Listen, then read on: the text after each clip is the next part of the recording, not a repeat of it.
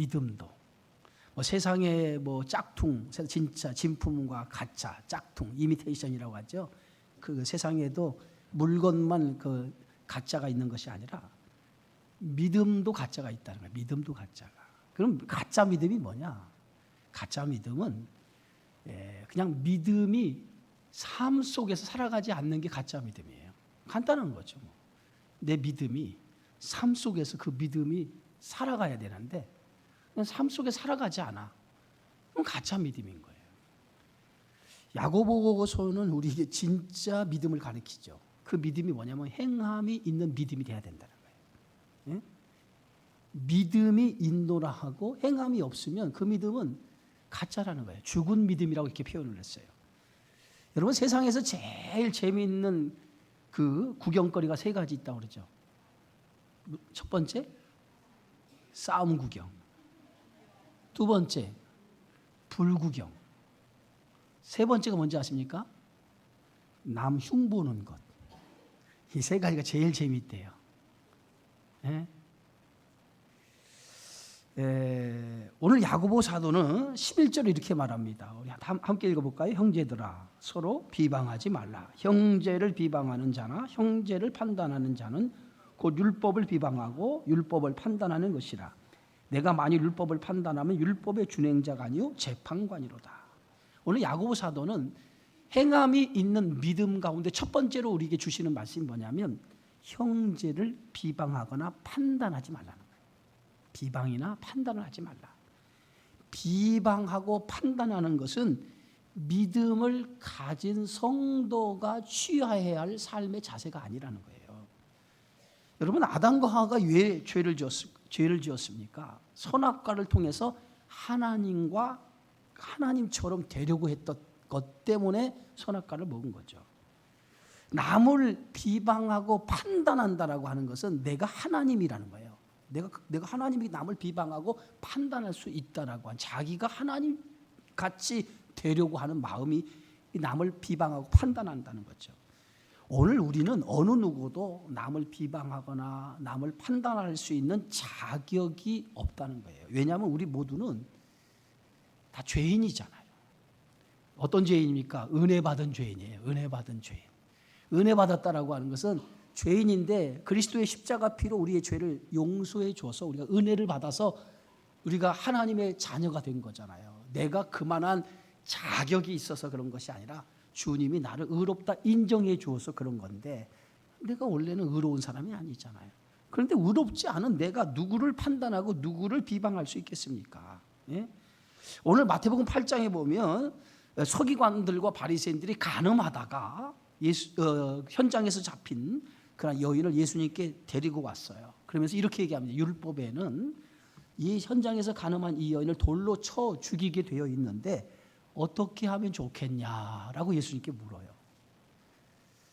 그때 예수님께서 그들의 말을 듣고 나서 한참 있다가 이렇게 얘기하죠. 너희 중에 죄 없는 자가 돌로 치라. 너희 중에 죄가 없는 사람이 돌로 치라. 그러니까 사람들이 하나 둘 양심의 가책을 느껴서 슬슬 꽁무니를 빼었다고 하는 말씀이 있어요. 그리고 예수님께서 그 현장에서 간음하다 잡힌 그 여인에게 뭐라고 하냐면 이렇게 얘기하죠. 여자여, 너를 고발하던 그들이 어디 있느냐? 너를 정죄할 한 자가 없느냐?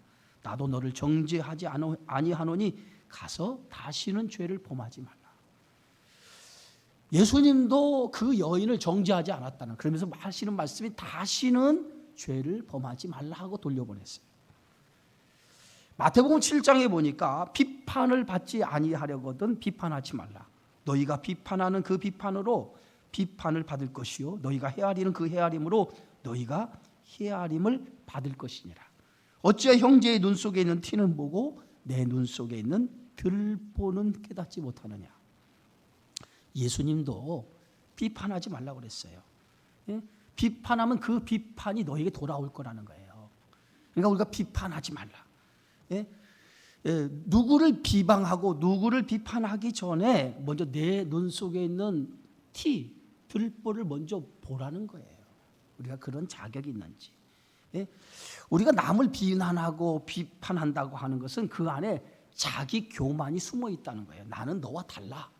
나는 너와 다른 사람이야. 이런 교만이 우리 안에 숨어 있기 때문에 예? 다른 사람을 비판하고 비판한다는 거예요. 이게 마치 어떤 사람이냐면 성경에 보면 예, 그 자기 의로 가득 차 있던 바리새인들과 같은 모습이에요. 예? 바리새인들은 자기 의로 가득 차가지고 자기들만 의롭다라고 이렇게 생각을 했어요. 예? 여러분, 자기 의에 가득 찬 사람이 되어서는 안 돼요. 언제나 우리는 하나님 앞에서 나는 부족하고 죄인이라고 하는 것을 인식을 하고 남을 비방하고 판단하기 전에 나 스스로를 돌아볼 줄 아는 그러한 믿음을 가져야 된다는 거예요.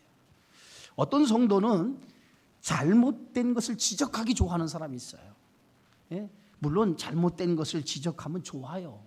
그러나 지적을 위한 지적이 되어서는 안 된다는 거예요. 남을 지적할 때는 그 동기가 순수해야 되고요. 그 출발점이 사랑이라고 하는 것에서 출발해야 돼요. 그냥 남을 지적하기 위해서 깔아뭉개고 내리기 위해서 지적하는 것이 아니라 그 동기가 순수해야 되고 그 모든 남을 지적하는 그 동기가 내가 그를 사랑하기 때문에 그리스도의 사랑으로 그 사랑하기 때문에 그의 잘못을 지적하는 여기에서 출발되어져야 된다는 거예요. 예? 여러분 오늘 11절에 보면 형제를 비방하고 형제를 판단하는 자, 곧 율법을 비방하고 율법을 판단하는 것이다 이렇게 얘기했어요. 율법의 정신이 뭐예요? 율법의 정신은 딱 한 가지로 얘기할 수 있죠. 하나님의 사랑이에요. 하나님 사랑. 내 이웃을 내 몸처럼 사랑하라. 이게 율법의 가장 큰 정신 아닙니까? 남을 비방하고 판단하는 것은 사랑이 아니에요. 예? 그건 사랑이 아니에요. 남을 비판하고 판단할 수 있는 분은 오직 한 분밖에 없어요. 재판관 되시는 하나님. 그분만이 우리를 판단하고 그분만이 우리를 정죄할 수 있어요. 예? 우리가 할 일은 남을 판단하고 비방하기보다는 하나님, 그리스도의 사랑으로 대해 주는 거예요. 그렇게 대해 줄 때에 우리 모든 사람들이 행복해지는 거예요. 바로 공동체가 행복해지는 것도 바로 그거예요. 서로 격려하고 위로하고 서로를 잘 이렇게 비방하고 판단하기보다는 그들 스스로 그리스도의 사랑으로 이해하고 용납하면서 권면해 주는 거예요. 그것이 공동체를 따뜻하게 만드는 것인 줄 믿습니다. 두 번째는 오늘 야고보 사도는 그리스도인들이 세상을 살아갈 때 어떤 태도를 가지고 살아가야 되느냐 오늘 13절부터 우리에게 가르쳐주고 있죠. 인생을 살아가는 삶의 태도를 우리에게 가르쳐주고 있는데 세상을 살아가는 사람들의 그 삶의 목적이 딱 한 가지예요. 잘 사는 거예요. 그죠? 잘 사는 거, 행복하기를 원하는 거. 이것이 인생의 목적이에요. 잘 살기 위해서 사람들은 세상의 가치인 물질의 마음을 둬요. 그죠? 잘 살기 위해서. 이것이 세상 사람들이 살아가는 가치관입니다. 그런데 야고보 기자는 이런 세상의 가치관을 가지고 살아가는 사람들에게 오늘 13절에 이렇게 말해요. 들으라 너희 중에 말하기를 오늘이나 내일이나 우리가 어떤 도시에 가서 거기서 1년을 머물며 장사의 이익을 보리라 하는 자들아. 그 당시에 그리스도인들 가운데 이곳저곳을 돌아다니면서 장사하는 소상공인, 오늘날로 말하면 소상공인들이 있었어요. 장사하는 사람들이. 근데 장사하는 사람들의 대부분 특징이 뭐냐면 장사하는 이유가 있어요. 이익을 남기기 위해서 장사를 하는 거죠. 그런데 장사를 하다 보면 이익이 남기도 하고 남지 않기도 해요. 그죠? 다 남는 건 아니죠. 어떨 때는 뭐요? 남지 못하고 그냥 손해보고 장사할 때도 있잖아요. 근데 장사가 잘 되어서 이익을 많이 남기면 이것을 축복으로 알아요. 하나님이 나를 축복해 주어서 내가 장사에 이익을 많이 남았다. 그렇다고 반대로 한번 생각해 봅시다. 장사를 해서 이익을 남지 못해서 손해를 봤어. 그러면 그 사람은 하나님의 축복을 못 받았나요? 우리가 이렇게 생각하면 장사를 잘해서 이익을 많이 남기면 하나님의 축복을 받았고 장사를 해서 이익을 남기지 못해 저 사람 하나님의 축복을 못 받은 사람이야. 이렇게 우리가 생각할 수가 있어요. 아니라는 거예요. 아니라는 거예요. 잘 되면 축복이고 잘못되면 복을 받지 못한 거. 하나님의 축복을 받지 못한 것, 저주를 받은 것 이렇게 생각하면 안 된다는 거예요. 예수 믿는 우리에게도 내가 잘 믿어도 고난이 있어요. 고난이. 보면 어떤 성도는 새벽에도 나오고 신앙생활을 잘하고 삶에도 얼마나 모범적으로 살아간지 몰라요. 근데 그의 삶을 돌아보면 고난이 너무 심해. 그러면 우리는 속으로 이렇게 생각하죠. 저 사람은 예수 믿는데 다 가짜로 믿었나? 왜 그렇게 저 사람은 고난이 많아? 저에게 어려움이 많아? 그럼 하나님이 저 사람 저주했나? 아니죠. 그러니까 우리가 이분법적으로 생각하지 말라는 거예요. 잘 되면 복이고 잘못되면 복이 아니다. 이렇게 이분법적으로 생각을 하지 말라는 거예요. 우리가 제일 중요한 것은 이익을 남기느냐, 이익을 남기지 못해. 여기에 삶의 가치가 있는 게 아니고 장사가 잘 돼도 장사가 못 돼도 이익을 남겨도 이익을 남기지 못해도 내가 어떤 가치를 가지고 살아가느냐예요. 내 삶의 중심이 어디에 두고 있느냐는 거예요. 그리스도 안에 있느냐, 세상의 것에 있느냐는 거예요. 물질의 가치를 두고 사는 사람과 그리스도 안에 가치를 두고 사는 사람은 다른 거예요. 그러니까 내가 손해를 본다 할지라도 그리스도 안에 가치를 가지고 살다 보니까 손해를 봤어. 이게 믿음의 사람이죠. 세상 사람처럼 내가 손해 안 보려고 어떤 편법을 동원해 가지고 내가 그 이익을 남겼어. 그러면 그게 그리스도인의 가치를 살아가는 사람이냐 이 말이에요. 이건 아니라는 거죠. 무엇을 하든지 그 속에서는 항상 그리스도, 주님이 원하시는 삶의 방향으로 살아갈 때 그것이 하나님 앞에 옳은 삶이라는 거예요. 그래서 오늘 야고보 사도는 이렇게 얘기했죠. 14절에 이렇게 말합니다. 내일 일을 너희가 알지 못하는도다. 너희 생명이 무엇이냐? 너희는 잠깐 보이다가 없어지는 안개니라. 인생의 가치는요, 오늘이 아니에요. 여러분, 세상 사람들이 나 복 많이 받았어, 난 축복 많이 받아, 난 돈 많아, 이게 그 사람들의 축복, 그것이 그의 인생의 전부가 아니라는 거예요. 인생의 가치는 오늘 결정되는 게 아니에요. 언제 결정됩니까? 내일 마지막 날 결정되는 거예요. 오늘을 바라보고 살아가는 사람은 어리석은 사람이에요. 우리는 오늘을 바라보고 사는 사람이 아니에요. 내일을 바라보고 주님이 오시는 그날, 내가 주님께 가는 날을 바라보고 사는 사람이에요. 그게 믿음의 사람 아닙니까? 그래서 믿음의 사람은 오늘 나에게 어떤 이익을 위해서 살아가는 사람이 아니라 내가 손해봐도 마지막 날 주님이 나에게 인정하는 그것을 생각하며 살아가는 거예요. 그러니까 잠깐의 손해를 본다 할지라도 마지막 날 주님이 나를 인정하는 그것을 가치를 두고 살아가면 그것이 믿음의 삶이라는 거예요. 그래서 믿음의 사람은 오늘 잘 사는 것에 있지 않아요. 언제?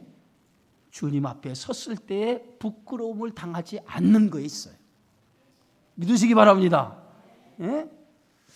초대교회 성도들이 하나님의 약속을 믿으면서 오늘 성경에 보면 그들은 아주 고난과 박해 속에 살아갔어요. 그래서 그 고난과 박해 속에도 믿음을 배반하지 아니하고 때로는 암굴이나 토굴 속에 짐승과 같은 생활을 했다고 했어요. 왜 짐승과 같은 생활을 했냐? 믿음을 지키기 위해서 어쩔 수 없이 선택했다는 거예요. 그런데 그것을 세상 사람들은 저주의 삶을 살았다고 얘기합니다. 그러나 그리스도인들, 그 초대교회 성도는 그것을 자랑스럽게, 그것을 어떻게 생각했냐? 그것을 하나님이 자신들에게 주어진 축복이라고 생각했다는 거예요. 세상의 가치와 기준으로 볼 때는 아니잖아요. 그러나 세상의 가치와 기준으로 판단하지 말고 우리가 하나님의 기준의 가치에서 판단해 보자 이거예요. 어느 것이 가장 가치가 있고 어느 것이 하나님께서 인정하는 삶이냐.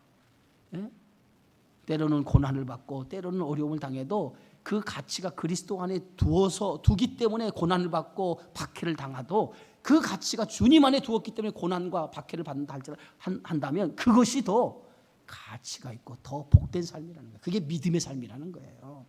그래서 사도 바울은 이렇게 얘기하죠. 내게 사는 것이 그리스도니 그랬어요. 내게 사는 것이 그리스도니. 오직 모든 삶의 근거가 예수 안에 있다는 거예요. 예수 안에. 그분을 위해서 내가 박해도 받고 그분을 위해서 내가 희생도 하고 그분을 위해서 욕도 먹고 그분을 위해서 내가 때로는 버림받는 삶을 살아갈 때도 있다는 거예요. 누구를 위해서? 그분을 위해서. 그래서 오늘 성경 말씀에 이렇게 말합니다. 너희 생명이 무엇이냐? 잠깐 보이다가 없어지는 안개니라. 우리의 인생은 안개와 같은 인생이에요. 안개가 뭡니까? 새벽 미명에 없어져 있다가 사라지는 게 안개 아닙니까? 인생은 영원하지 않습니다. 영원하지 않은데 우리가 영원한 것처럼 믿고 산다는 게 문제죠. 영원한 것이 아닌데 영원한 것처럼 믿고 살아가는 거예요. 우리에게는 내일이 있어요. 내일이. 예? 내일이 있어요. 내일은 누구의 것입니까? 주님이 허락해 주시는 거예요.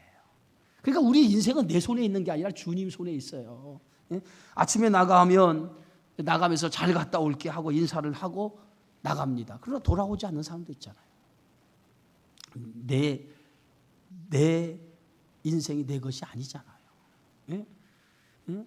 저녁에 우리가 자면서 내일을 기대하고 자잖아요. 그러나 저녁에 자면서 내일을 기대하고 자지만은 그 다음 날을 허락해 주시는 것도 하나님이에요. 하나님이 허락해 주지 않으면 어떻게 됩니까? 잠자다가 가는 거예요. 그죠? 그래서 시편 3편에 이렇게 말하잖아요. 내가 누워 자고 깨었으니 여호와께서 나를 붙드심이라. 하나님이 붙들어 주니까 내일이 있는 거예요. 그죠? 내일 봅시다. 내일이 누구의 누구의 것이라고요? 하나님이 내일 허락해 주면 내일이 있는 거예요. 그러니까 우리는 뭐예요? 매일매일 하나님의 은혜로 사는 거예요. 믿으십니까? 매일매일 하나님의 은혜로 사는 거예요. 예? 우리 인생은 내 것이 아니라 인생의 주인도 내 것이 아닙니다. 오늘 성경이 이렇게 말하죠. 16절에 이렇게 말합니다. 이제도 너희가 허탄한 자랑을 하느니 그러한 자랑은 다 악한 것이니라. 예? 다 악한 것이니라 이렇게 말합니다. 예? 주의 뜻을 따라 산다고 하면서도 아직도 삶의 가치를 세상에 두고 허탄한 것을 자랑하지 말라는 거예요. 예? 남보다 더 잘 사는 것, 남보다 더 많이 가신 것, 남보다 더 많이 배운 것, 이런 것들을 자랑하지 말라는 거예요. 하나님은 우리의 주인이시에요. 그렇기 때문에 하나님이 주인 되지 않는 건 다 헛된 거예요. 하나님이 주인 되지 않는 것은 다 헛된 것인 줄 믿습니다. 그러므로 오늘 이 야고보 기자가 말하는 이 말씀을 우리는 잘 기억해야 돼요. 그래서 결론적으로 17절입니다. 다 같이 한번 읽어볼까요? 그러므로 사람이 선을 행할 줄 알고도 행하지 아니하면 죄니라. 간단하죠. 선을 행하지 아니하고 선을 행할 줄 알고도 행하지 않은 죄다. 다시 얘기해서 뭐야? 하나님 안에 가치를 두고 선을 행하는 삶, 이게 믿음의 삶이야. 이것을 알고도 행하지 않는 것이 죄라는 거예요. 여러분, 인생은 짧아요. 긴 것 같죠? 짧아요. 참 지나놓고 세월은 참 짧아요. 그런데 짧은 인생이지만은 우리가 마지막 날 주님 앞에 설 날을 생각하며 살아가는 게 믿음의 성도예요. 예? 그 믿음으로 세상을 살아가기 바랍니다. 세상에 가치를 두지 마세요. 오늘 뭐 없어서 아둥바둥 이거 없으면 죽을 것 같죠? 그럼 내일에 너 또 눈 뜨고 살아가. 없어도 살아가. 그죠? 우리 정기화 선교사님 파키스탄에서 생활했던 얘기 들어보면요, 저렇게 살려면 아무도 못 살아. 아무도 못 살아요. 그런데 다 살아요. 다 살아. 그죠? 인도에 있는 사람들은 빨래를 어디서 합니까? 그 인더스 강에 보니까 그 빨래를 막 쳐대기 대면서 빨래를 하죠. 여러분 빨래를 손으로 합니까? 세탁기가 다 해주잖아요. 옛날 사람은 한겨울에 빨래터에 가서 시내가에 가서 빨래 손으로 했어요. 그래도 다 살았어요. 예? 연탄불 피고 그 어려운 가운데도 그 방 하나에 놓고 살았어요. 여러분 훨씬 더 낫잖아요. 그러면서 여러분 뭐냐면 불평이 많아. 감사하세요. 하나님 앞에 감사하세요. 감사하고 살면 삶이 기뻐지고 행복해지고 내 삶이 윤택해지기 시작해. 이게 믿음의 삶이에요. 이제 한 주간 시작하면서 하나님의 은혜 앞에 감사하시기 바랍니다. 매일매일 감사하세요. 나는요, 새벽에 기도하다가 우리 새벽 기도 시간에 제가 잠깐의 간증을 했어요. 어떤 간증을 했냐면 기도하면서 그런 생각을 한 거예요. 야, 하나님께서 참 나를 사랑하셨구나. 그 생각이 확 들어오는 거예요. 기도하다가. 왜 그러냐면 사실 이 지구촌의 인구가 얼마나 많습니까? 지구촌의 인구가 지금 얼마지? 지구촌 인구가? 80억 되나요? 이 80억 인구, 그 많은 인구 중에 하나님이 나를 기억하고 계시다는 거예요. 신기하죠? 그 생각이 확 들어오는 거예요. 이 80억 인구 가운데 하나님이 나를 기억하고 있다는 거예요. 하남시 사람이 나를 기억하는 사람이 몇 사람이 될까요? 주님의 교회만 담임 목사라고 기억하지 나 모르는 사람 많잖아요. 근데 하나님이 기억하고 있다는 거예요. 그 생각이 확 들면서 너무 감사한 거예요. 그러면서 뭐라고 하냐면 성경의 말씀이 딱 떠오르더라고요. 내가 너 머리털 몇 개인지도 알아. 그 말씀이 확 들어오더라고요. 너무 감사하더라고요. 그런데 너 염려, 걱정, 내가 너 뭘 것 같아? 너 머리털까지 다 아는데 네가 지금 생각하고 있는 거, 네가 걱정하고 있는 거, 네가 염려하고 있는 거 내가 다 아는데 뭘 쓸데없이 걱정하고 염려하냐. 나 아멘이죠. 예? 여러분도 그런 사람이에요. 하나님이 이 세상 그 많은 사람들 가운데 여러분을 택하여 불러주셨어요. 그래서 내가 너를 지명하여 불렀나니 너는 내 것이라. 믿으십니까? 하나님이 여러분을 머리털까지 세고 계시다는 거예요. 그만큼 자세하게 알고 있다는 거예요. 그러니까 염려하지 마세요. 하나님이 다 알고 계시니까 부르짖으라. 구하라 주실 것이요. 찾으라 찾을 것이요. 문을 두드리라 열릴 것이라. 주님 앞에 맡기세요. 주님께서 여러분의 인생을 책임져 주실 걸 믿고 그 믿음으로 감사하며 행함으로 살아가는 저와 여러분의 삶이 되어지기를 주의 이름으로 축원합니다. 기도합니다.